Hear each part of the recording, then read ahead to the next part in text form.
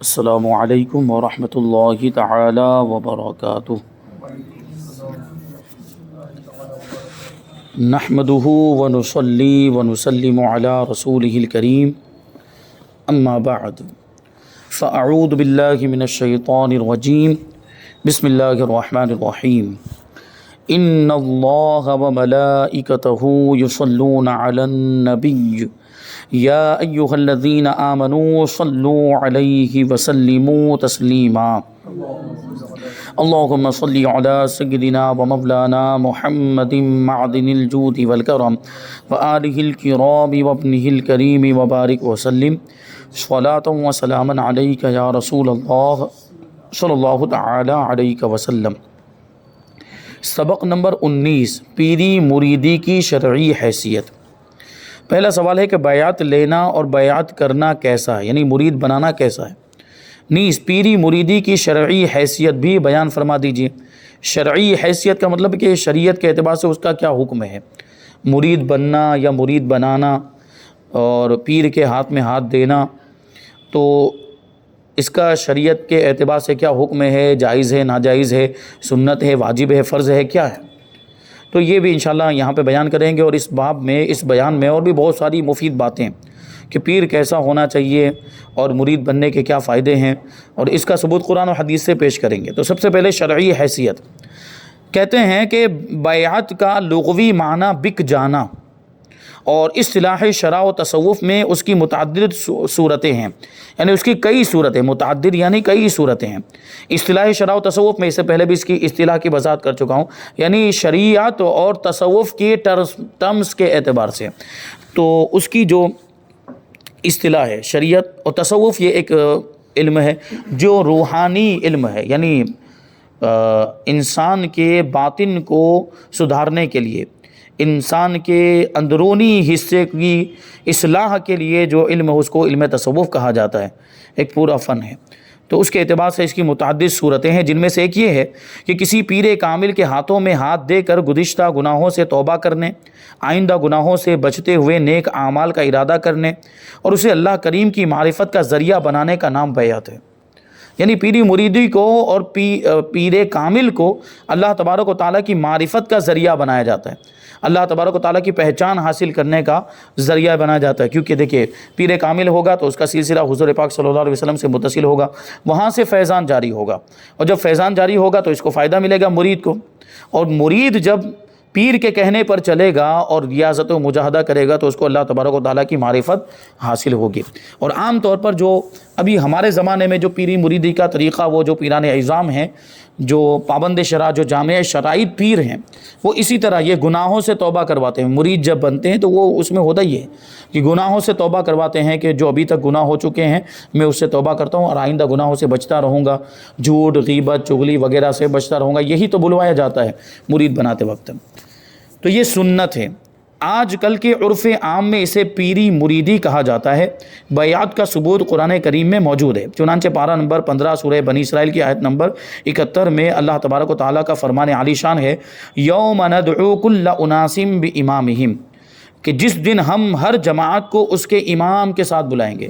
جس دن مطلب قیامت کے دن، قیامت کے دن ہر کسی شخص کو یا ہر گروہ کو اس کے امام کے ساتھ بلایا جائے گا۔ اور امام سے مراد یہاں پر وہ مسجد والا امام نہیں، نماز والا امام نہیں، بلکہ مقتدا اور پیشوا مراد ہے۔ اور یہاں پیر بھی اس میں آتا ہے، کیونکہ پیر کی بھی تو پیروی کی جاتی ہے، پیر کی بھی اقتدا کی جاتی ہے، اس کی باتوں میں اس کو فالو کیا جاتا ہے۔ تو امام کے ساتھ بلایا جائے گا، یعنی پیر کے ساتھ اس کے مریدوں کو بلایا جائے گا۔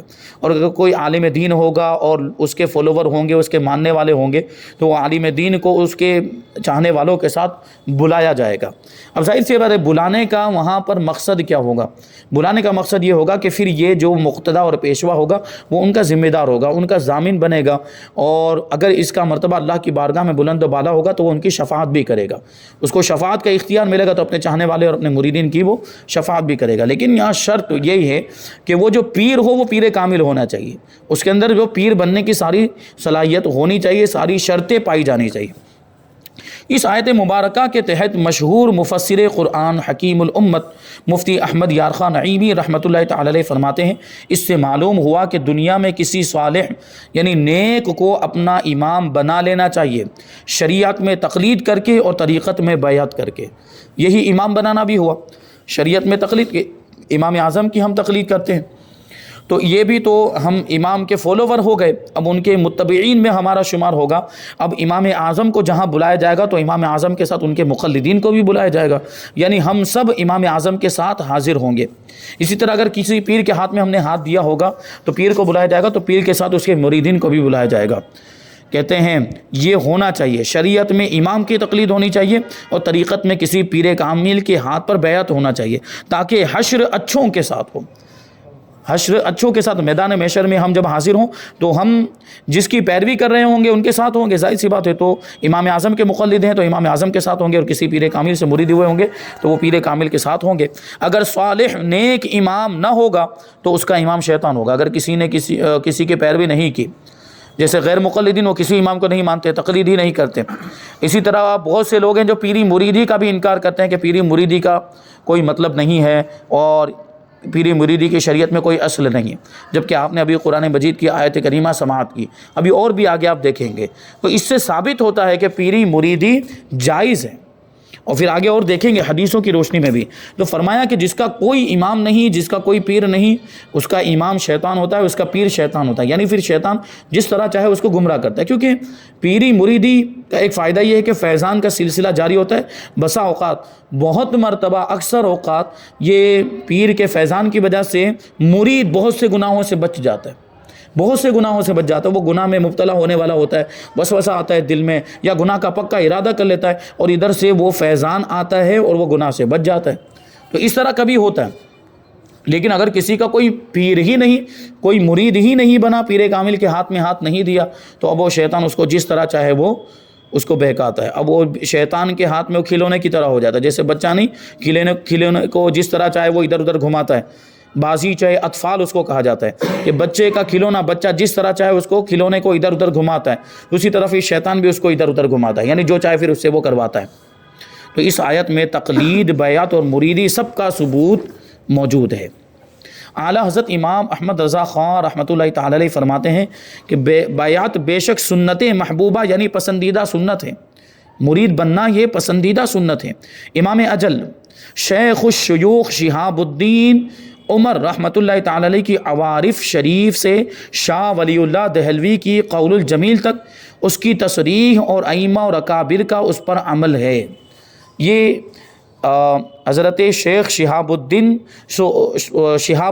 سہروردی رحمۃ اللہ تعالی ان کی ایک بہت مشہور کتاب ہے تصوف میں جس کا نام ہے عوارف المعارف، اس کا حوالہ اعلیٰ حضرت دے رہے ہیں۔ اور شاہ ولی اللہ محدث دہلوی کی تصوف میں کتاب ہے جس کا نام ہے قول الجمیل۔ تو ساری کتابوں کے اندر بیعت کا تذکرہ موجود ہے، اس کے فوائد بیان کیے گئے ہیں، مرید بننے کے فوائد اس میں بیان کیے گئے ہیں۔ تو یہ کتاب ہے، اور ائمہ کا اور اکابر کا بزرگان دین کا اس پر عمل بھی رہا ہے۔ مرید بنتے آئے، بزرگان دین مرید بنتے آئے، وہ خود بڑے مرتبے پر فائز ہوتے تھے، لیکن اس کے باوجود کسی نہ کسی پیر کی بارگاہ میں حاضر ہوتے اور ان سے فیض حاصل کرتے۔ جیسے غریب نواز کی بات کر لیں ہم، تو غریب نواز رضی اللہ تعالیٰ عنہ حضرت خواجہ عثمان ہارونی رضی اللہ تعالیٰ عنہ کی بارگاہ میں حاضر ہوئے اور مرید بنے۔ غوث پاک رضی اللہ تعالیٰ عنہ حضرت خواجہ ابو سعید مخزومی کی بارگاہ میں حاضر ہوئے اور مرید بنے۔ تو یہ دیکھیں، اکثر حضرت صابر پاک رضی اللہ تعالیٰ عنہ بابا فرید الدین کے مرید بنے، اور حضرت قطب الدین بختیار کاکی رحمۃ اللہ تعالی خواجہ غریب نواز کے مرید بنے۔ تو یہ دیکھیں خود ولایت کے درجے پر فائز، لیکن یہ بھی ایک چیز ہے کہ وہ پہلے ان کا مرتبہ اتنا نہیں تھا، لیکن مرید بن گئے تو ان کے مرتبے میں اور اضافہ ہو گیا۔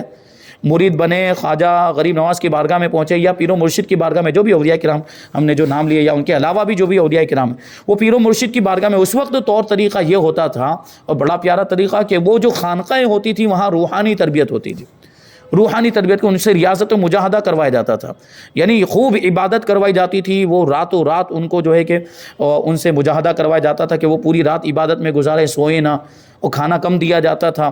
یہ بھی ایک تربیت، وہ نفس کی تربیت کے نفس کو مارا جاتا تھا، نفس امارہ کو ختم کر دیا جاتا. پھر ان کے پاس وہ نفس جو ان کا نفس جو ہوتا تھا وہ نفس مطمئنہ میں تبدیل ہو جاتا تھا. اب وہ ان کو برائی کا حکم نہیں دیتا، بلکہ اب وہ ان کا نفس جو ہوتا تھا وہ اچھائیوں پر خوش ہوتا اور برائیوں پر بلکہ وہ نفس جو ہوتا وہ ناراض ہوتا تھا. تو یہ اللہ والے، تو ان کا یہ مقام و مرتبہ اس طرح جو ہے کہ ان کو سلوک کی منازل طے کرائے جاتے تھے، معرفت کی منازل طے کرائی جاتی تھی ان کو. یہ پرانے زمانے میں خانقاہوں میں یہ ہوتا تھا، اب تو یہ سب سلسلہ ختم ہی ہو گیا. تو یہ پیری مریدی کا فائدہ، اس پر بزرگان دین کا عمل رہا ہے. اللہ تبارک و تعالیٰ ایک اور مقام پر ارشاد فرماتا ہے، ان الذین یبایعونک انما یبایعون اللہ ید اللہ فوق ایدیہم، کہ وہ جو تمہاری بیعت کرتے ہیں وہ اللہ ہی سے بیعت کرتے ہیں، ان کے ہاتھوں پر اللہ کا دست قدرت ہے. اب یہ جو واقعہ ہے، یہ جو آیت کریمہ اس میں ایک واقعے کی طرف اشارہ ہے. وہ کون سا واقعہ؟ بیعت رضوان کا واقعہ، صلح حدیبیہ. وہ ہجری 6 میں جو واقعہ پیش آیا تھا کہ حضور پاک صلی اللہ علیہ وسلم صحابہ کرام کے ساتھ مکہ مکرمہ کی طرف روانہ ہوئے عمرہ کرنے کے ارادے سے. تو حدیبیہ کے میدان میں پہنچے تھے، ایک مقام، ایک جگہ کا نام ہے حدیبیہ. تو کفار مکہ نے روک دیا، کیونکہ کفار مکہ کو لگا کہ جنگ کرنے کے لیے آ رہے ہیں، وہ کہیں ہم پر غالب نہ آ جائیں اور یہ ہے کہ مکہ مکرمہ پہ قبضہ نہ کر لیں. اس طرح ان کے دل میں یہ خوف تھا. تو مسلمانوں کو حدیبیہ کے میدان ہی میں روک دیا. اب احرام باندھ کے آئے تھے. حضور پاک صلی اللہ علیہ وسلم نے اور صحابہ کرام نے بھی مسلمانوں نے کفار کو بڑا جو ہے کہ سمجھانے کی کوشش کی کہ ہم کوئی جنگ کرنے کے ارادے سے نہیں آئے.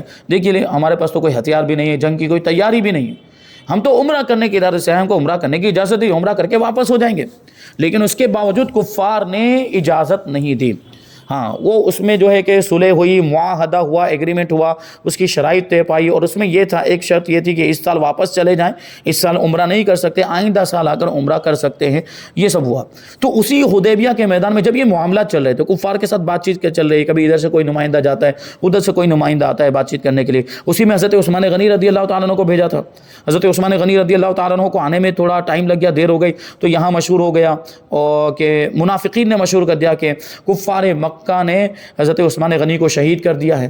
تو اس وقت حضور پاک صلی اللہ علیہ وسلم نے سارے صحابہ کرام کو جمع کیا تھا اور ارشاد فرمایا کہ میرے ہاتھ پر بیعت لو کہ خون کا آخری قطرہ جب تک جسم میں باقی رہے گا وہاں تک لڑتے رہیں گے، اللہ کے دشمنوں سے مقابلہ کرتے رہیں گے. تو وہ بیعت ہوئی تھی. یہ والی جو بیعت، یہ حدیبیہ کے میدان میں، واقعہ اور بھی طویل ہے لیکن ہم مختصر کرتے ہیں کہ وہاں حضور پاک صلی اللہ علیہ وسلم ایک درخت کے نیچے تشریف فرما ہوئے اور صحابہ کرام کو بلایا کہ سب آتے جائیں اور حضور پاک صلی اللہ علیہ وسلم کے دستے مبارک پر بیعت کرتے جائیں. تو صحابہ کرام آتے جاتے تھے اور کفار سے مقابلہ، خون کے یعنی جسم میں جب تک آخری سانس تک، وہ کہتے ہیں نا آخری سانس تک کفار سے مقابلہ کرنے، کفار سے لڑنے پر وہ بیعت کر رہے تھے حضور پاک صلی اللہ علیہ وسلم سے. تو اسی بیعت کا ذکر اس آیت کریمہ میں، یہ سورہ فتح کی آیت ہے، اور اس میں یہ فرمایا گیا کہ جو بھی آپ سے بیعت کر رہے ہیں، آپ کے ہاتھ پر بیعت کر رہے ہیں، وہ حقیقت میں اللہ سے بیعت کر رہے ہیں، کیونکہ ان کے ہاتھوں پر اللہ کا دست قدرت ہے. اس کا مطلب یہ ہے کہ ان کے ساتھ اللہ تبارک و تعالیٰ کی مدد ہے.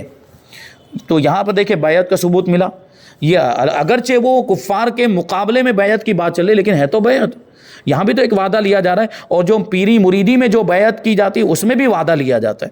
تو یہ بھی ایک وعدہ، وہ بھی ایک وعدہ. تو ثبوت تو ملا، اصل تو ملی، یہ وہی اصلی ہے. اور بس بلکہ اس سے تو سنت ہونا ثابت ہو رہا ہے. ابھی اور دیکھیں واقعات، تو اور دوسری چیزوں پر بھی حضور پاک صلی اللہ علیہ وسلم نے صحابہ سے اور صحابیات سے بیعت لی ہے، اور بھی بہت سے دوسرے کاموں پر بیعت لی ہے.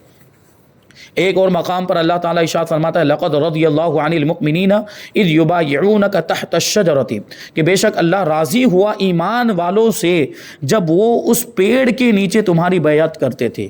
وہی حدیبیہ کا واقعہ کہ حضور پاک صلی اللہ علیہ وسلم ایک درخت کے نیچے تشریف فرما تھے اور وہیں صحابہ کرام آتے جاتے تھے اور بیعت کرتے جاتے تھے. تو یہ ہے بیعت رضوان. اور وہ جو صحابہ کرام جو اس بیعت میں شریک ہوئے، ان کا مرتبہ بھی بہت بلند و بالا، ان کا مرتبہ بھی بہت بلند و بالا. ابھی سیدنا صدیق اکبر رضی اللہ تعالیٰ عنہ کا یوم وصال گزشتہ کل گزرا ہے. تو اس میں ہم ترتیب افضلیت کی جو ترتیب دیکھیں تو اصحاب بیعت رضوان کا بھی اس میں ذکر آتا ہے۔ یہ بیان کیا جاتا ہے کہ اہل سنت و جماعت کا اس پر اجماع ہے کہ انبیاء اور مرسلین کے بعد سارے عالم میں سب سے افضل سیدنا صدیق اکبر ہیں، ان کے بعد فاروق اعظم، ان کے بعد عثمان غنی، ان کے بعد مولا کائنات، ان کے بعد باقی عشرہ مبشرہ، ان کے بعد باقی اصحاب بدر، ان کے بعد باقی اصحاب احد، اور ان کے بعد باقی اصحاب بیعت رضوان، اور ان کے بعد باقی صحابہ کرام۔ یہ افضلیت کی ترتیب ہے۔ اچھا یہ باقی کیوں لگا رہے ہیں؟ کیونکہ یہ 4 صحابہ کرام تو پہلے آ گئے، 4 خلفاء راشدین، تو ان کا تو مرتبہ سب سے بلند و بالا، سارے صحابہ میں سب سے بلند و بالا، اور ان 4 صحابہ میں بھی سب سے بڑا مرتبہ سیدنا صدیق اکبر کا۔ تو اس کے بعد عشرہ مبشرہ، تو کیونکہ عشرہ مبشرہ میں بھی یہ 4 شامل تھے، اس لیے وہاں کہا جاتا ہے باقی عشرہ مبشرہ، یعنی وہ 10 صحابہ کرام جن کو اللہ کے رسول صلی اللہ علیہ وسلم نے دنیا ہی میں جنت کی بشارت عطا فرمائی۔ تو عشرہ مبشرہ کا مطلب یہ ہوتا ہے، عشرہ مانے 10 اور مبشرہ مانے جن کو خوشخبری دی گئی، کس کی؟ جنت کی۔ تو عشرہ مبشرہ یعنی وہ 10 جن کو جنت کی خوشخبری دنیا میں ہی دے دی گئی۔ اعلیٰ حضرت فرماتے ہیں کہ وہ 10 جن کو جنت کا مژدہ ملا، وہ 10 جن کو جنت کا مژدہ ملا، اس مبارک جماعت پہ لاکھوں سلام۔ اچھا پھر یہ 4 صحابہ کرام کی شان کیسی؟ یہ سابقین اولین میں ہیں، چاروں صحابہ کرام۔ ابتدائی میں جب حضور پاک صلی اللہ علیہ وسلم نے اعلان نبوت فرمایا اسی وقت یہ مسلمان ہو گئے تھے۔ فاروق اعظم 40 میں ہیں، 40 مردوں کی تعداد فاروق اعظم سے مکمل ہوئی، لیکن سیدنا صدیق اکبر تو سب سے پہلے مرد مسلمان ہیں، آزاد مردوں میں سب سے پہلے مسلمان ہونے والی شخصیت یہ سیدنا صدیق اکبر کی۔ اور دوسرے دن حضرت عثمان غنی دوسرے دن ہی مسلمان ہو گئے تھے۔ اور بچوں میں بیان کیا جاتا ہے، روایتوں میں آیا ہے کہ بچوں میں سب سے پہلے مسلمان ہونے والے مولا کائنات ہیں۔ تو یہ چاروں تو سابقین اولین ہیں، یہ پہلے مسلمان ہونے والوں میں سے ہیں۔ تو اب یہ بات آئی تو عشرہ مبشرہ، پھر اس کے بعد اب یہ سابقین اولین میں سے ہے، تو سارے جو بھی معاملات تھے، چاہے پھر جنگوں کے معاملات، وہاں سب میں یہ شریک رہے، چاہے صلح کا معاملہ ہو، یہ بڑے بڑے صحابہ کرام اس میں موجود تھے۔ تو جنگ بدر میں بھی یہ صحابہ کرام، 4 صحابہ کرام شریک تھے، شامل تھے۔ اسی وجہ سے وہ جو بتایا کہ باقی اصحاب بدر، یعنی یہ 4 صحابہ کو چھوڑ کر باقی اصحاب بدر کا مرتبہ یہ عشرہ مبشرہ کے بعد آتا ہے۔ پھر باقی اصحاب احد، یعنی وہ صحابہ کرام جو جنگ احد میں شریک ہوئے تھے، کیونکہ ان میں بھی 4 صحابہ کرام تھے، جنگ احد میں بھی 4 صحابہ، لیکن ان کا مرتبہ تو اوپر ہی بیان ہو چکا۔ تو وہ ترتیب کے اعتبار سے باقی اصحاب احد اس طرح آتا ہے۔ پھر باقی اصحاب بیعت رضوان، کیونکہ بیعت رضوان میں بھی تو 4 خلفائے راشدین صحابہ کرام موجود تھے، تو ان کے علاوہ جو بیعت رضوان میں شریک ہوئے تھے اس ترتیب کے اعتبار سے ان کا مرتبہ آتا ہے، اور پھر بعد میں دوسرے صحابہ کرام کا مرتبہ ہے۔ یہ اہل سنت و جماعت کا مذہب ہے۔ تو دیکھیں یہاں پر اسی بیعت کا ذکر اس آیت کریمہ کے اندر بھی موجود ہے، اور بیعت کو خاص بجہاد سمجھنا یہ جہالت ہے۔ یعنی اب یہاں پر دیکھیں آپ، تو یہ جو 2 آیتیں اوپر بیان ہوئی، تو اس سے کسی کو شبہ ہو سکتا ہے کہ تو لڑنے پر بیعت ہوئی ہے۔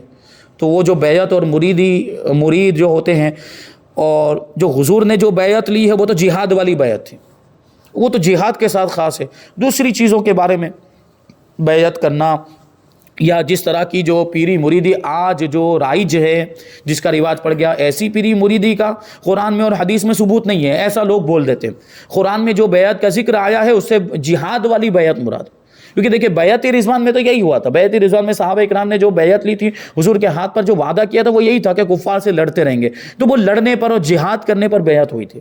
تو لوگوں نے اسی سے جو ہے کہ گمراہ کرنا شروع کر دیا کہ یہاں جو قرآن میں جو بیعت آئی اس سے وہ جہاد والی بیعت، جبکہ دوسری آیتوں کے اندر دوسری اور طرح کی بیعتوں کا بھی ذکر ہے، اسی کو بیان کرتے ہیں۔ اللہ تعالیٰ ارشاد فرماتا ہے دوسرے مقام پر، یا ایھا النبی اذا جاءک المؤمنات یبایعنک علی الا یشرکن باللہ شیئا ولا یسرقن ولا یزنین ولا یقتلن اولادہن ولا یأتین ببہتان یفترینہ بین ایدیہن وارجلہن ولا یعصینک فی معروف فبایعہن واستغفر لہن اللہ ان اللہ غفور رحیم۔ 28ویں پارے کی آیت سورہ ممتحنہ۔ ترجمہ دیکھیں کہ اے نبی، جب تمہاری حضور یعنی آپ کی بارگاہ میں مسلمان عورتیں حاضر ہوں، مسلمان عورتیں آئیں اس پر بیعت کرنے کے لیے، اس پر بیعت کرنے کو آئیں کہ اللہ کا شریک کچھ نہ ٹھہرائیں گی، نہ چوری کریں گی، نہ بدکاری کریں گی، نہ اپنی اولاد کو قتل کریں گی، نہ وہ بہتان لائیں گی جسے اپنے ہاتھوں اور پاؤں کے درمیان یعنی موضع ولادت میں اٹھائیں، یعنی نفس ہاتھ اور پاؤں کے درمیان جو چیز ہے وہ ہے نفس، کیونکہ نفس وہ بہتان تراشیوں پر ان کو ابھارتا، کسی پر جھوٹا الزام لگانا، بہتان تراشی کرنا اور جھوٹی تہمت لگانا، یہ بھی بہت بڑا گناہ ہے۔ تو اس کے تعلق سے بھی اگر وہ بیعت لینے کے آئے کہ وہ بیعت لینے کے لیے آئیں کہ وہ بہتان نہیں لائیں گی جسے اپنے ہاتھوں اور پاؤں کے درمیان یہ موضع ولادت میں اٹھائیں، اور کسی نیک بات میں تمہاری نافرمانی نہیں کریں گی، تو ان سے بیعت لو اور اللہ سے ان کی مغفرت چاہو، بے شک اللہ بخشنے والا مہربان ہے۔ اب اس میں بتائیے کون سی جہاد والی بات ہے یہ جو بیعت ہے اس میں تو دیکھیں گناہوں سے بچنے کا وعدہ لیا جا رہا ہے، اور گناہوں سے بچنے پر بیعت لی جا رہی ہے کہ مسلمان عورتیں آئیں اور اس بات پر بیعت کریں کہ شرک نہیں کریں گی اور چوری نہیں کریں گی، زنا نہیں کریں گی، اپنے اولاد کو قتل نہیں کریں گی، جھوٹی تہمت نہیں لگائیں گی اور آپ کی نافرمانی نہیں۔ تو یہ تو سب دوسرے کام ہے جہاد کے علاوہ، یعنی گناہوں سے بچنے پر جو بیعت لی جا رہی ہے۔ اور یہاں پر جو پیری مریدی ہوتی وہاں پر بھی تو توبہ کرائی جاتی ہے اور آئندہ گناہوں سے بچنے کا وعدہ لیا جاتا ہے۔ تو اس سے ثبوت مل رہا ہے کہ نہیں اس پیری مریدی کا جو ابھی اس زمانے میں رائج۔ ہم جاہل پیروں کی یہاں پہ بات ہی نہیں کر رہے، ہم ان پیران اعظام کی بات کر رہے ہیں جو جامع شرائط پیران کاملین ہیں، ہم ان کی بات کر رہے ہیں۔ جاہل پیر تو ویسے ہی خارج ہے، اس کا تو کوئی مطلب ہی نہیں، کیونکہ وہ پیر ہے ہی نہیں، وہ پیر ہے ہی نہیں، شرطیں نہ پائی جانے کی وجہ سے وہ پیر ہے ہی نہیں۔ پھر اپنے آپ کو لاکھ پیر کہلواتا رہے، وہ پیر ہونے کے لائق ہی نہیں ہے اور اس کا مرید بننا بھی جائز نہیں ہے۔ ہم اس کی بات ہی نہیں کر رہے، ہم تو یہاں پہ ان پیران اعظام کی بات کر رہے ہیں جن کے اندر پیر ہونے کی شرطیں پائی جاتی ہیں۔ تو یہاں پر دیکھیں تو آیتوں سے یہ بات ثابت ہوئی کہ پیری مریدی جو ہے وہ جائز ہے، اور قرآن سے اس کا ثبوت یہاں پر پیش کیا گیا۔ اب حدیثوں میں بیعت کا جو ذکر آیا ہے انشاءاللہ اس کو آگے بیان کریں گے، اور پھر بیعت ہونے کے فوائد و برکات کہ اگر کوئی مرید بن جائے تو اس کو کیا فائدہ ملے گا اور اس کی کیا برکتیں ظاہر ہوتی ہیں، پھر یہ کہ مرید ہونے کا مقصد کیا ہوتا ہے، اور بھی بہت ساری باتیں ہیں کہ پیر کے اندر کتنی شرطیں ہونی چاہیے، 4 شرطیں ہونی چاہیے۔ ان 4 شرطوں کو بھی انشاءاللہ آئندہ دروس میں ہم شامل کریں گے۔ اللہ تبارک و تعالیٰ کی بارگاہ میں دعا ہے کہ جو کچھ بھی بیان ہوا اس پر ہم سب کو عمل کرنے کی توفیق عطا فرمائے، اور ان ساری باتوں کو آگے دوست و احباب، رشتہ داروں اور پہچان والوں کو پہنچانے کی توفیق عطا فرمائے۔ وما علینا الا البلاغ۔ السلام علیکم۔